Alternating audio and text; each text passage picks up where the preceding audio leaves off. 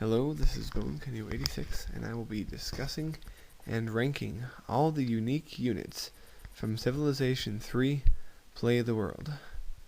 Now, if you don't know what a unique unit is, every civilization has one. It replaces a normal unit in that civilization only, and it is supposed to give that civilization an advantage of some kind. This is how I will be doing this. I will show you the name of the unit and the name of the unit that it replaces, as well as the attributes of the cost in shields, its attack, defense, and movement specs, as well as the resources needed to build that unit, as well as my rating for how useful it is. Now keep in mind, the rating is not how useful it is in itself. It is how useful it is compared to the unit that it replaces. We start with the Aztec's Jaguar Warrior, the only unit that actually replaces the warrior. Now its benefit is it has a movement of 2, which is very useful for exploration, as you can cover much more ground exploring than a warrior. Plus, if you get attacked, you can defend yourself, unlike the scouts. So that's why I've called this moderately useful. The only downside to the Jaguar Warrior is they're pretty much useless after the end or the middle of the ancient era. Next is the Babylonian's Bowman, which replaces the archer. Now it's pretty useful for a short time because it can defend itself a little better than the archer when it's attacked. However, beyond the ancient times, it pretty quickly becomes obsolete, and it can only upgrade to longbowmen, which aren't very useful, as we know. So I've only decided to call it slightly useful. Although, one kind of cool thing about them is when you kill them right before they die, they shout out, "My God, it's full of stars!" The Greek Hopilite is pretty unique in the fact that it actually replaces 2 units. It pretty much has the defense of a pikeman for the price of the spearman, and it comes at the time of the spearman too. So it's very useful, and if you're playing as the Greeks, other civilizations are going to have a hard time fighting an early war against you. Also, there's no iron required for it, so it's very useful. It will become obsolete as soon as you get halfway through the Middle Ages, but that's still a pretty long time to use it, so it's moderately useful. The Impi are the Zulu land's replacement for spearmen, and they're a much more mobile defensive unit, which can be very useful in covering horsemen for attacks.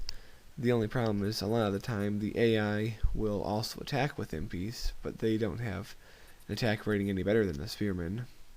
Although the Impi are also good for exploring, because they're pretty well defended against barbarians.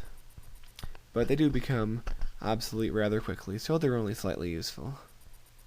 Now the Roman Legionary is a replacement for the swordsman, and it has a defense which matches its attack, which is pretty good when you're attacking somebody and you want to defend yourself, but it's not altogether that much of a boost, so I'm only calling it slightly useful.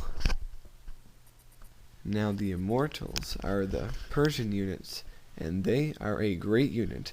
They also replace 2 units, the swordsman and the medieval infantry. Essentially, they are medieval infantry for the price of a swordsman and at the time of the swordsman.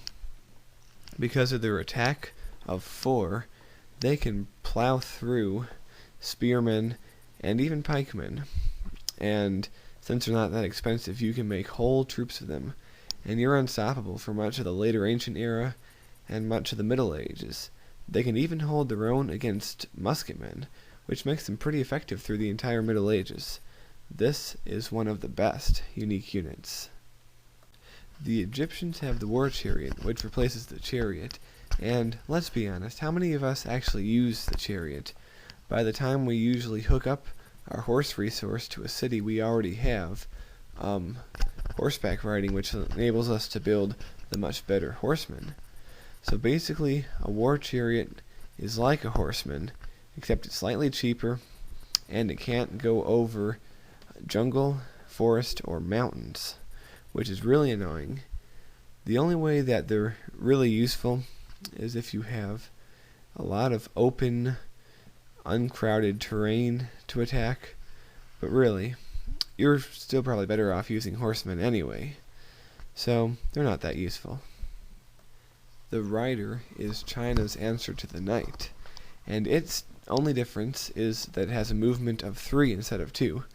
Now this can be pretty useful because you can get places quicker and attacks go a bit faster, but the only thing is once they get there, they're only as strong as the knight, so it's somewhat of a boost from the knight, but I wouldn't say it's a great boost, but it's still somewhat useful. The Iroquois have the mounted warrior, which is essentially a stronger horseman. It is basically has the attack of the swordsman with the mobility of a horseman, which makes it pretty useful. But then again, it's not too long until you get the knight, so maybe it's not that useful, but it's about medium useful. The French Musketeer is essentially a waste, because the only difference it has is that it has an attack of 3 rather than 2, but still, that doesn't make it an offensive unit.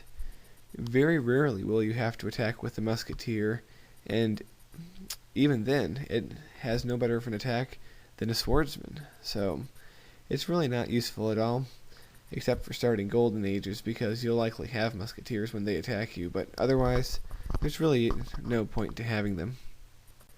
The Japanese Samurai is a pretty useful unit. It replaces the knight, and they're just as fast as the knight, but since they're not a mounted unit, they don't need horses. Also, they have a defense of 4 as well, which pretty much means they can defend the cities they capture, which makes them pretty useful. You might be tempted to not even use any musketmen and just use samurai if you are playing the Japanese, but samurai only upgrade to guerrilla, so it prevents them from being completely amazing, but they're still very useful. If you've seen my Let's Play at all, you've seen the War Elephant in action, but the truth about it is, it's no different than a knight at all. There's nothing about it that's better. The only thing is, you don't need any resources to build it, whereas a knight, you need horses and iron. Now, that's not really too much of a benefit, because if you don't have those resources anyway, you're in for a world of hurt for a whole host of other reasons. So, really, it's not a step up from the knight at all.